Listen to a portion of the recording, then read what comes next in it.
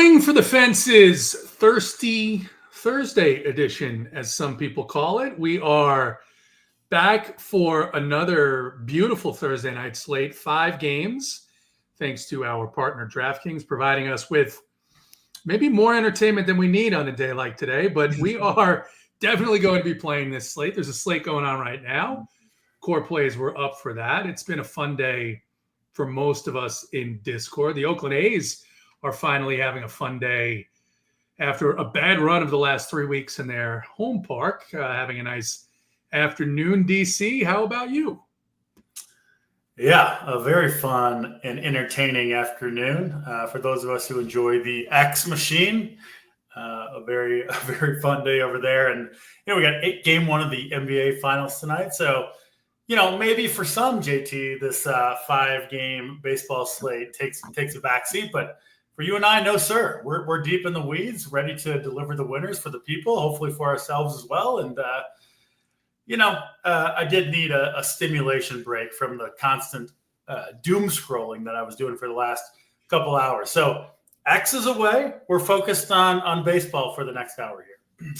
Two 5-game slates today, contests, and maybe, I guess, primarily because they want that big NBA, all the focus on the big NBA showdown tonight for game 1. But I had a little time, DC, this morning. I had a break in what I normally do, and I went in and I was tinkering around with some of the settings in Sabre, found a way to set some rules that I think are going to be interesting. So learning our partner how to use that tool, what's the best way to use it. It's just fascinating, the things that it puts together when you use it right. So it's a work in progress, but certainly excited about that. There's a lot in SaberSim. It's one of those things. It's like most things in life where it's the more you learn, the more you realize maybe how much you don't know, right? Yeah, it's like exactly. If there's something that you don't know anything about, it seems so simple on the surface. You start digging in a little bit, you go down the rabbit hole, and every door you open is 2 more doors behind it, and eventually there's a lot to learn. So awesome tool. And obviously, learning to use it in the right ways, critical to success. So absolutely. Absolutely. All right. So we've got the comments are, as always, entertaining. Go ahead, drop any questions you have in there certainly about DFS, but about any topic, really. Isaiah Gale, did not grow up around Compton, but I did spend some early mornings in Compton and Inglewood in my mid-20s. A lot of interesting times there, DC. It's one of those places where at 4, 5, 6 in the morning, you have these stray dogs that are running around Compton and Inglewood. Anyone who's been there knows what this is. And I'm not talking about doodles or Labradors. I'm talking about pit bulls and Dobermans are flying down the street. It is a wild place. But let's get into this slate. Go ahead, drop the questions. And we begin first game of the night. And I'll need you to give us a little bit of a weather report. It looks like this game potentially has some weather. The Houston Astros in Pittsburgh. Framber Valdez, 9,300. Mitch Keller, 7,500.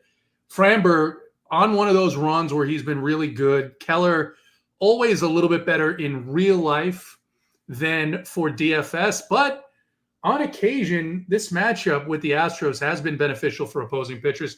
Not sure just yet where he lands on my pitching list tonight, but it's not in the top tier.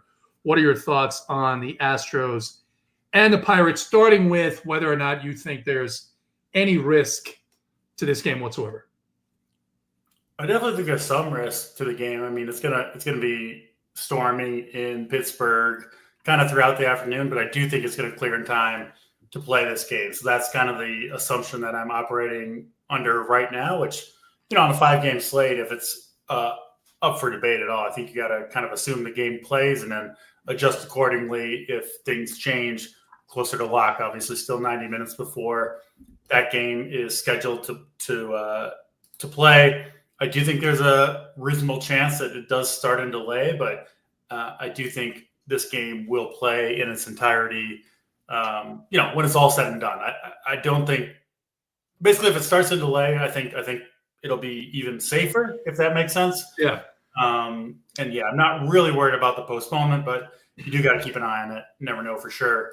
To the game itself, I'm not really it sounds like maybe judging by the tone of your voice, JT, maybe you're on board with this one. I'm not really a Mitch Keller guy in general. I haven't played a lot of him this year, or really, frankly, the last couple of years. This looks like a pretty decent spot for Mitch Keller to me, assuming weather holds up. Right-handed pitcher.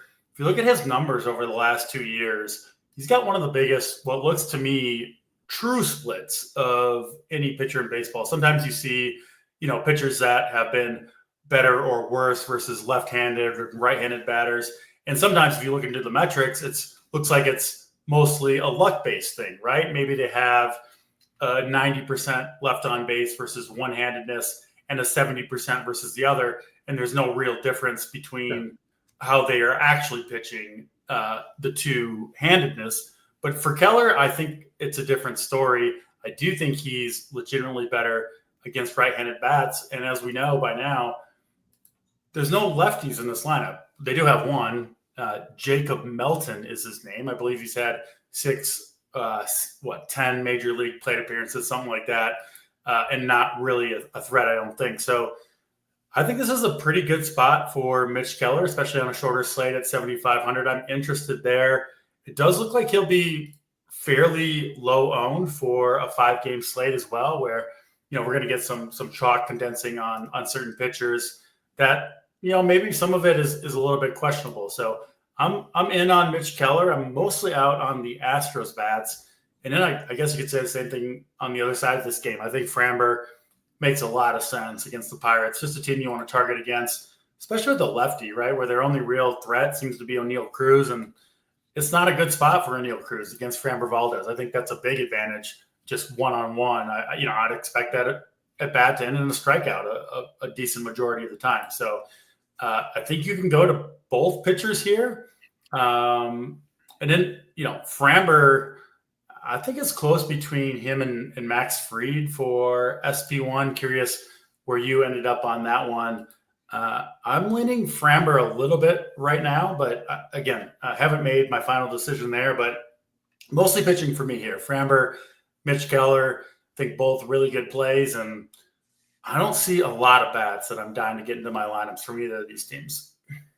No, so really basically the same, right? This is a spot where every now and then Mitch Keller will randomly throw up 7 innings, 6 strikeouts, and like an earned run, right? And it's usually, it's at this price point. His numbers have been pretty good his last 4 starts in terms of how he's pitching, how he's feeling at the moment. So I think he's fine for a lower owned play.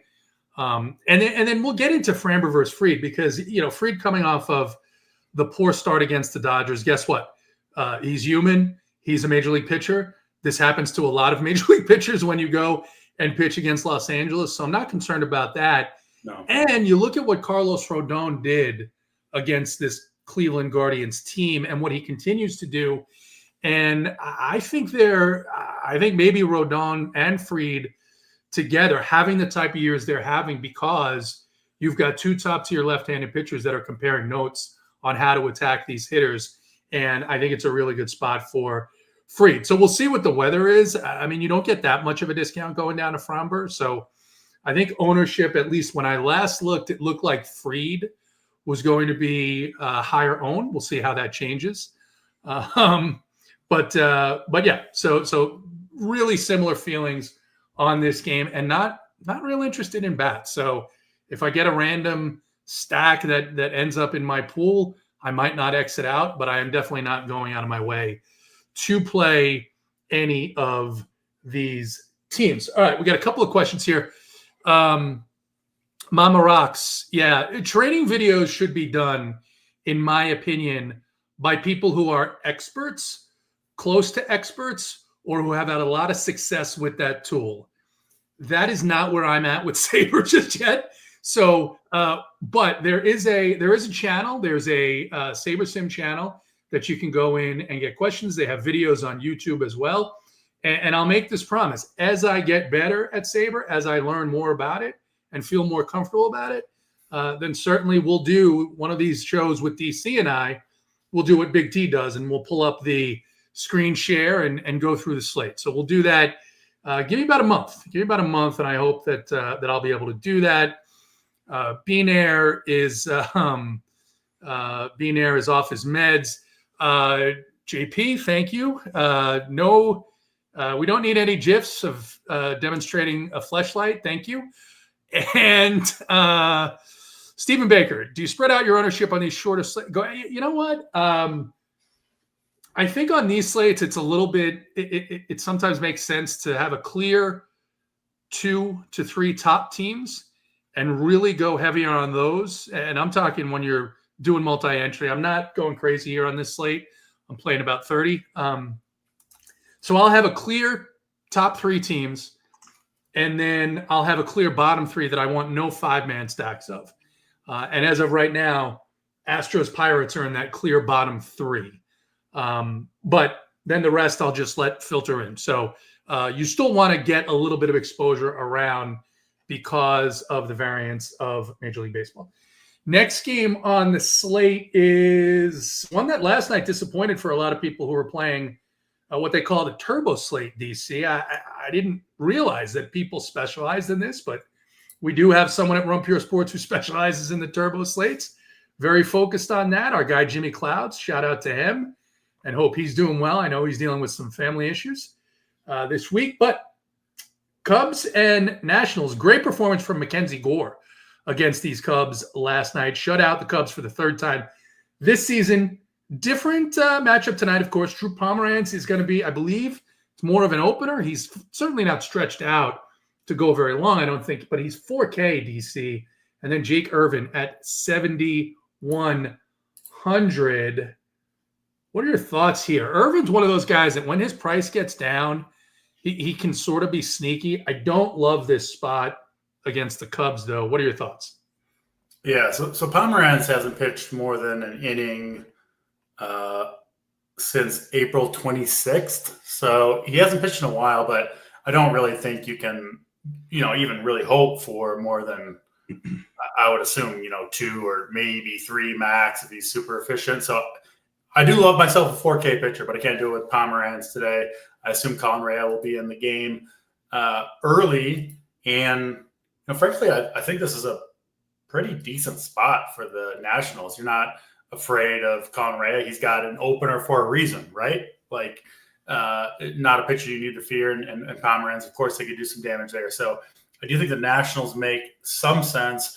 This game looks fantastic for hitting conditions. I mean, it's going to be in the mid-80s, humid and strong winds, dead out to center field for Cubs Nationals. So we should see offense here.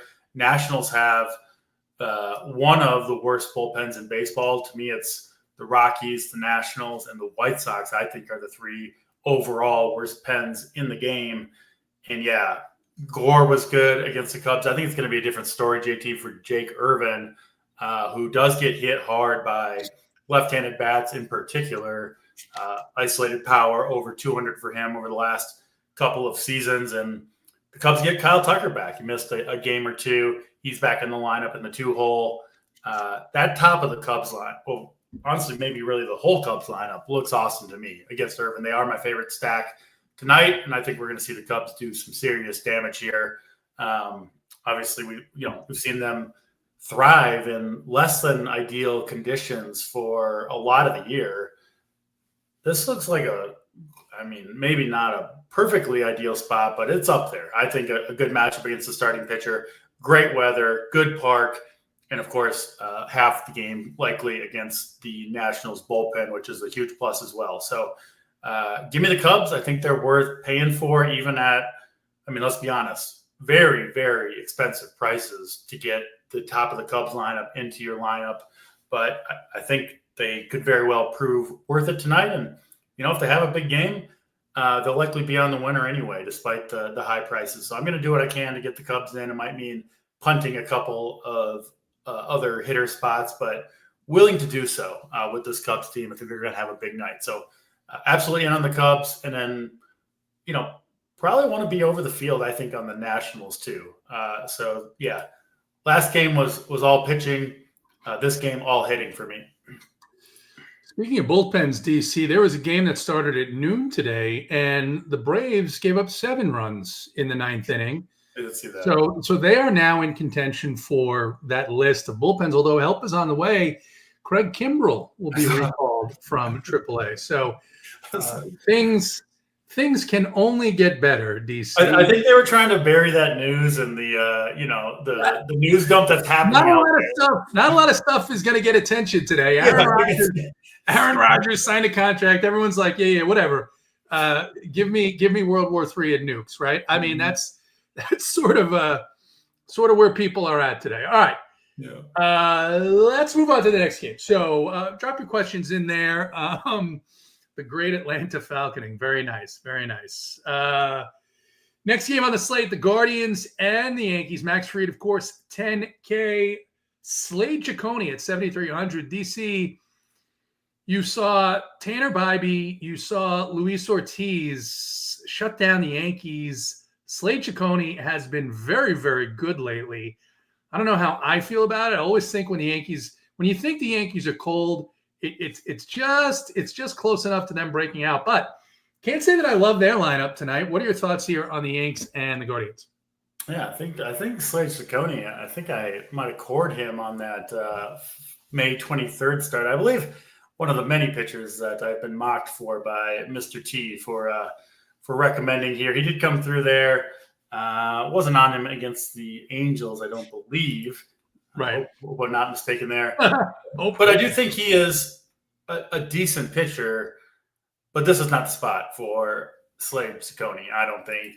This is another really, really good hitting environment in Yankee Stadium, obviously, hitting park in general. But when you get heat, humidity, and favorable winds, it becomes even more so. Friends over at Ballpark Pal have this as the best home run park on the slate, especially if you're trying to go out to right field. So, tough spot for Ciccone here. And I know the Yankees very much disappointed many viewers last night, including myself. But I would expect them to rebound here.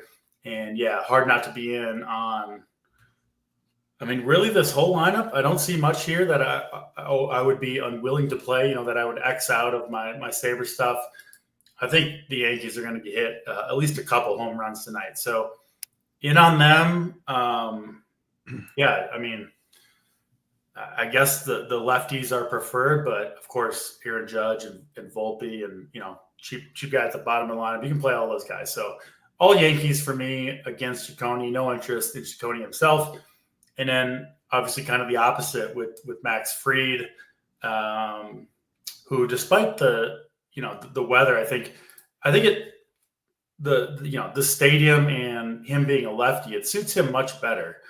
He's less likely to be punished by these conditions. He's not a guy who gives up many home runs. He didn't in Atlanta and he hasn't in New York. So I'm with you. The start with against the Dodgers, it's whatever. It's the best lineup in baseball. He has one bad start. And we've seen him many times have a bad start and then come back and be back to his normal self. He's been awesome all year.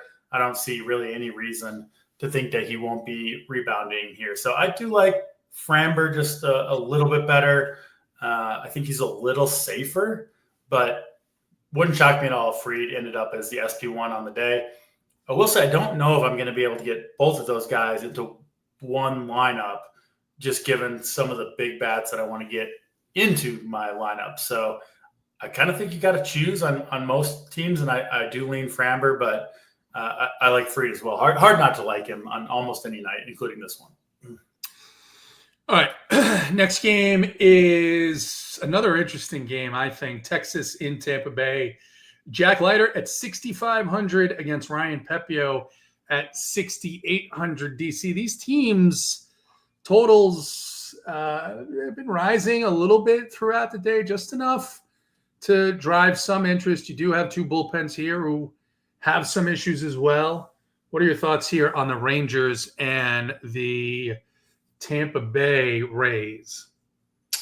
Yeah, the first thing for me is this might be a spot where you kind of have to, I don't know, cross your fingers and go with one of these cheaper pitchers and kind of hope to get away with it, knowing that they're certainly risky. But the price points on both Jack Leiter and Pepio, I think, are pretty appealing, even in, let's be honest, it's not a great place to pitch tonight in Tampa. It never is. It's a very favorable park for hitters, but nevertheless, the price point of these two guys on a shorter slate, I think, does make quite a bit of sense. We know for sure the talent is there, especially on the Jack Leiter side. I mean, I do think he's capable of really big outings, but also, of course, getting blown up. The walk issues with him are real. If you look at what he's done, I mean, the walks are 2, 5, 2, 3, 4. He's putting guys all over the bases. Does have the strikeout stuff to get out of it,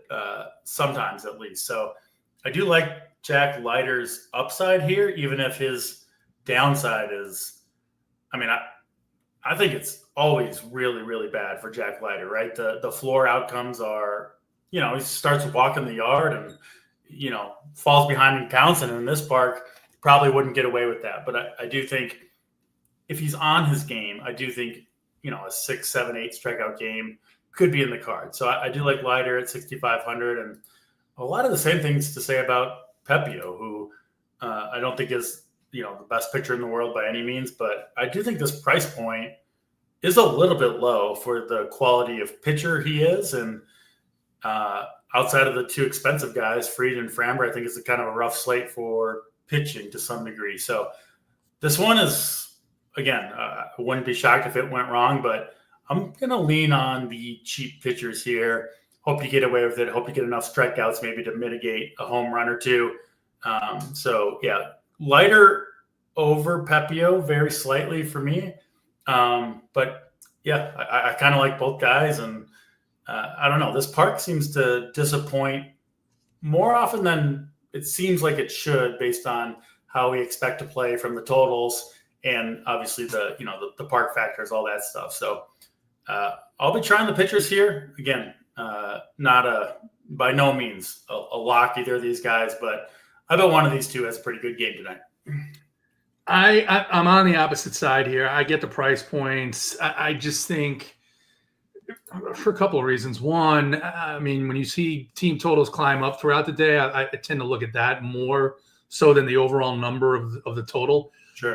If that makes sense. And then the other thing is, look, Jack Leiter is not going to pitch long, right? He's going to be they're not limited the same way that Tampa Bay is limited. But on the other side, hard pressed to not see 3 full innings at least from both of these bullpens here.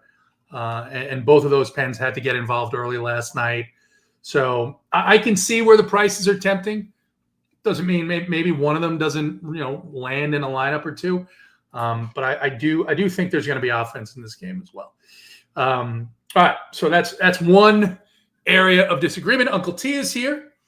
He is quoting his nephew. He's talking about dust balls. I'm not sure who the dust balls are. If it's us, DC, if he's calling us dust balls. Or probably at least me, but I think he's referring to the two pitchers, I believe. They're kids though. They can't be dust balls. That's kind of. I guess you could be. All right. Uncle T has spoken. There you go. And he agrees with me, so I'm pretty happy about that. But but we'll move on. All right, last game of the slate here, and then I don't know. We'll talk about maybe current event. No, we won't do that. But maybe we'll take some questions, talk about some favorite stacks, favorite pitchers. Cole Reagan's coming off a little trip to the IL here. He's 9K. Matthew Liberatore, 8K. DC. Obviously, Reagan's has been very good, and then he's had some bad starts. This is interesting. It's the second game of a doubleheader, and usually that's a good time to target pitching. Liberatore 8K against the Royals. He's been very good. What are your thoughts here on the Royals and the Cardinals? Yeah, so Reagan's coming back from the injured list here. Last pitch in the big leagues, 3 weeks ago now, back on May 16th. actually against this same St. Louis team. That start didn't go super well for Reagans. And then did do one rehab start in Double-A, which also did not go well. Again, it's a rehab start. It's one start. You don't want to overweight it. But he only threw 62 pitches in that start, and I'm a little worried about the duration here. I think it's unlikely that he jumps up to – honestly, I wouldn't even expect him to get to 90 pitches. I think he'll be below that. So to me that, the injury plus the poor performance in his only rehab start plus the pitch count duration, to me he's clearly below both Framber and Max Fried. And I think it would be close, right, if Reagans was clearly at the peak of his powers like those two guys are. But I just can't be sure of that whatsoever. So to me, Reagans is kind of off the table, being, in my eyes at least, third among the expensive pitchers. I would rather play the lefty on the other side, Liberatore. Been pretty high on him for much of this year. He's mostly delivered, has pitched well, has pitched especially well at home, which he is here. And like you said, JT gets to pitch in the second half of a doubleheader, which I don't know what the numbers say on that, but it certainly seems intuitively that it would be advantage starting pitcher, right? All these hitters, or most of them at least, just played a full game. And they're not used to playing 2 baseball games in one day. It's a lot of time on your feet, whereas the pitcher, he's kind of waiting in the wings all day to get out there and do his thing against maybe something of a little bit less sharp lineup. So, yeah, Liberatore makes a lot of sense. I wish he was a little bit cheaper, but I think he's a better play than Reagans. I do have him behind both Fried and Framber. I think it's close, and honestly kind of depends on a lineup build between Liberatore and the pitchers in the Rangers and Rays game. So that said, I don't think I'm going crazy with the bats against Reagans. I don't think he's going to pitch horribly. I just think he's not quite as good as play as Fried and Framber are. So if you are playing against, Reagans kind of got the reverse splits. I don't think I'm going with many Cardinals here, or really Royals. It does seem like a slate where most of these matchups are, one or the other, not playing both sides, pitching or hitting. And this one, Liberatore probably my overall favorite play in this game, but I don't see a ton here that I'm in love with. What about you? The only thing I'll say about Reagans, right, is you kind of tend to he's a guy that they're not going to take a lot of risks with. Kind of tend to think if there was an issue, he would not be back up. I'm not really going to worry about the Double-A. I don't think he was taking it all that seriously, right? It's just an opportunity to get out there and get some work in. Some of these guys, you see the spring training numbers, right? And guys will give up 6-7 runs in 2 2/3, and they're like, yeah, I was working on this pitch in this spot. And that's it. So the $9K price point is very tempting for a guy with his upside. I will say that. That is the thing. When you look at the pitchers on the slate, you say Fried is very fairly priced, right? 10K is what you expect. There's no discount. No discount on Framber. Keller probably a little bit of a discount because he's, in the 8Ks oftentimes. So it's not like, you're getting a super big discount on anyone except for Cole Reagans. He does have the third highest strikeout prop here. So he's right in line with those guys for just a little bit less, which means I'm going to use him a little bit. I mean, you're also, the other thing here, you see a little bit weaker lineups in the second game sometimes. If you look at the back half of both these lineups, right, you've got for Kansas City, Mark Canha, Nick Lofton, and Freddie Fermin as a bottom 3. The top half is still fine. Pretty much same thing with St. Louis. Top half still fine, but then Yoel Pozo, Ryan Velarde, Victor Stott, of course, is a good player, but he doesn't get on base a ton. Just when he gets on base, he can steal second and third. So, they have decent matchups. I'm with you on Liberatore a little bit. I am going to be playing a little bit of Cole Reagans, I think, as of right now. At least that's the way things stand. So So that's it. That's 5 games on the slate. If you guys have any specific questions, we'll go ahead and get to those. We'll talk a little bit about our favorite pitchers, I guess, on the slate, or what pitcher is most important to us here. DC, I'll let you go first as I look over my rankings and see if I can find a good answer for which pitcher is most important to me today. Yeah, assuming the weather looks okay, a lock an hour from now, Mitch Keller, I think, is going to be one that I'm going to roll with. You get a nice price discount on him at $7,500 from the top arms, and an ownership discount as well. Looks like he'll come in around 15% on, which is, I think, a pretty good number on a shorter slate. So I do like Keller. Again, got to make sure the weather looks reasonably safe to roll the dice, but I like the matchup for him a lot here against the very, very right-handed dominant Astros lineup is kind of particularly what I'm targeting with Mitch Keller.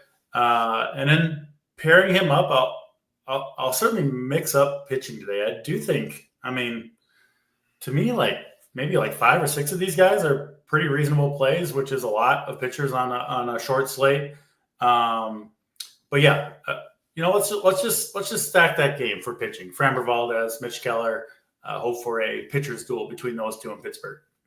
Yeah, it's one of those slates where you look and you're like, I can see opportunities for offense, but then where you like offense, generally the pitchers are pretty cheap, right? So right. It's kind of an interesting thing there. JP says if Boynton were here, which, by the way, he's not. He didn't get eaten by the turtle last night, but he is still enjoying his cruise. Learned a lot last night, DC, by the way.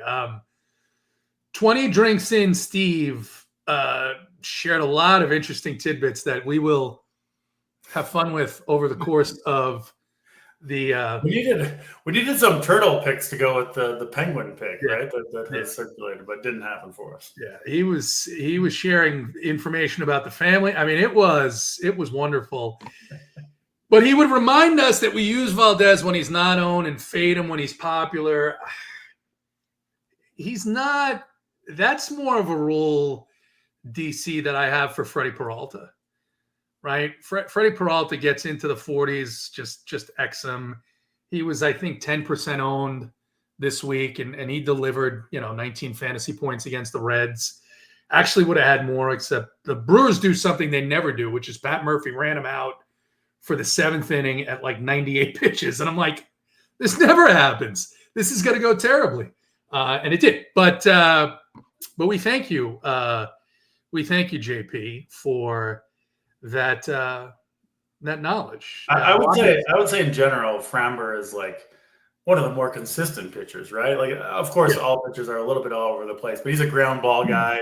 Yeah. So I wouldn't worry too much. If he were 30% against the Yankees, or right, he probably wouldn't be 30% against the Dodgers, but I can't think of another team, right? So the Yankees and Dodgers.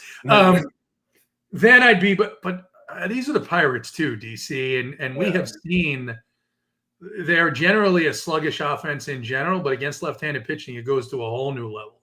They just do not. And you mentioned it, O'Neal Cruz, their best player, he's left-handed, and if you can neutralize him, then you have a good shot with the rest of the lineup. The more we talk about it, the more I really do think Framber is by far the safest pitcher on the board. Even if he does maybe give up a little bit of upside to Fried and Reagan's. Yeah. If you had to ask me, who's the highest percentage to get to 20 plus, I do think the answer is Framber on this slate. It's close. I would say it's close between him and Fried, right? But if you factor in, maybe this is a low scoring game and he gets a chance to go, because Framber's, I think we were talking about this on Monday. This is what I said Monday about Logan Webb.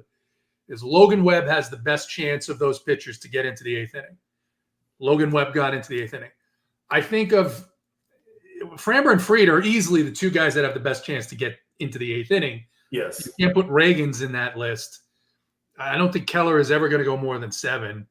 And there's nobody else on the slate that I think can do that on this particular slate, given the matchup. So Yep. So I'll roll with that. I'll roll with Framber being very important to my success tonight. I think you took Keller. I'll take Framber. Give me an offense that you're going to be higher than the field on. The Cubs for me. Really, really like this spot against Jake Irvin, especially getting Kyle Tucker back in there. I mean, I would have been.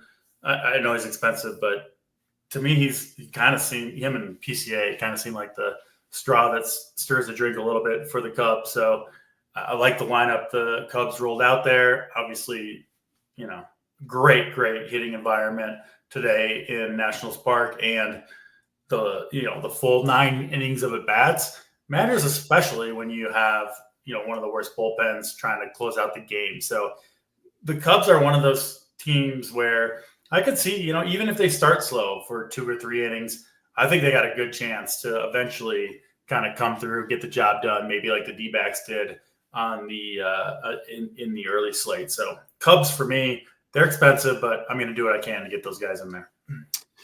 I'm going to go back. I know you like the pitching here. I like this game in Tampa. I think both these offenses are at great price points to where you can fit in Framber and Fried if you wanted to do that. You could play Reagans if you wanted to do that. I mean, Corey Seager, he got a couple of hits last night, Corey Seager. He's 4,500 DC. I mean, you talk about a guy that is priced down. He's 4,500. You can't play him and Josh Smith, of course. That sucks about the Rangers lineup. But Langford is 4,700. He's been hitting. Josh Young, 3,600. So I like this game. I'm going to stack this game up a bit and see what happens there. I don't know if I'll have either pitcher. I think if I was going to have a pitcher, I understand what you say about Leiter. It might be Leiter because I think Pepio's pitched a little better than he is. And these guys have generally struggled in their home park.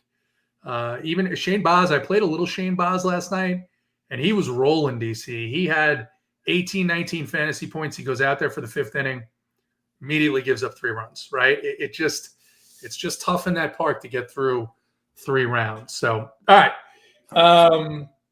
That's it for us. No more questions here. Everyone's focused on other things, DC, which as long as you get your lineups in at 6:45, I think then it is perfectly fine to be focused on whatever you want to be focused on. Core plays will be up. DC's core, my core will be up. AP's core. We'll have other cores. Stevers puts a score in the Discord. Big T's platoon page will be up. DC, that page will be up. Big T's plays there. Uncle T, maybe Uncle T should drop a core in the chat just for good mojo. We'll ask that of our friend Uncle T. For DC, I'm JT. Good luck in your contest tonight.